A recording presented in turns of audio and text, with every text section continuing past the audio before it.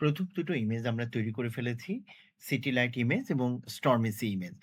এখন আমরা আরো ৪ টা ইমেজ তৈরি করব একই পদ্ধতিতে। এই যে দেখুন প্রম্পট মার্স আমরা ব্যবহার করছি। মার্সের প্রম্পটটা আমরা কপি করে নিলাম। একই পদ্ধতিতে আমরা আবার ন্যানো বানানোতে যাচ্ছি।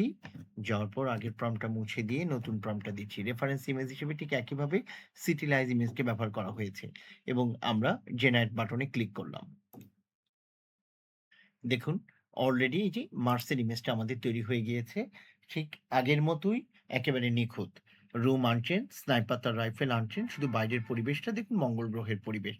এই পদ্ধতিতে অনুসরণ করে আমরা বাকি ইমেজগুলো তৈরি করে নিব। বাকি ইমেজগুলোর মধ্যেই দেখুন আমাদের আরো প্রম্পট দেয়া আছে। এই যে প্রিহিস্টোরিক অ্যাজ এ যেটা ডাইনোসরদের যুগের একটা ছবি তৈরি হবে এবং টাইটানিক ডুবে যাচ্ছে এরকম আরেকটা ছবি তৈরি হবে এবং ফাইনালি একটা যুদ্ধবিধ্বস্ত শহরে একটা ছোট বালক এই যে ফ্রম দ্য লিটল বয় এটা তৈরি হবে।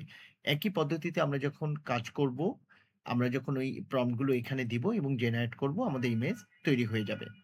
আমরা আমাদের সবগুলো ইমেজ তৈরি করে ফেলেছি। আমরা দেখি একটা করে ইমেজগুলো আমরা দেখি।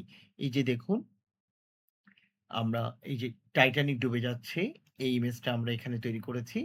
এই যে দেখুন টাইটানিক জাহাজ ডুবে যাচ্ছে। আমরা তৈরি করেছি আরেকটা এখানে আপনি আরো অনেক কিছু ইমেজ দেখতে পাচ্ছেন। এগুলো আসলে আমি বারবার এক্সপেরিমেন্ট করে অনেকগুলো ইমেজ তৈরি করেছি। সবগুলো আপনাদের লাগবে না। দেখুন আমাদের সবগুলো ইমেজ তৈরি হয়ে গিয়েছে। আমি ইমেজগুলো আপনাকে একটা করে দেখাই। এটা ছিল সিটি লাইটস সেই ১ম ইমেজটা। এটা হচ্ছে মার্সের ইমেজ। 2nd ইমেজটা ছিল স্টর্মি সি, এই যে ইমেজটা। পরবর্তীতে আমরা যেটা প্রিহিস্টরিক ডাইনোসর যুগে যে ইমেজ তৈরি করেছি সেটা এটা। টাইটানিক ডুবে যাচ্ছে এটা সেই ইমেজ এবং লাস্ট যে ইমেজটা আমাদের আছে লিটল বয় যে একটা টেডি বিয়ার নিয়ে বাচ্চাটা দাঁড়িয়ে আছে, এটা সেই ইমেজ। সো ইমেজ আমাদের সবগুলো কমপ্লিট হয়েছে।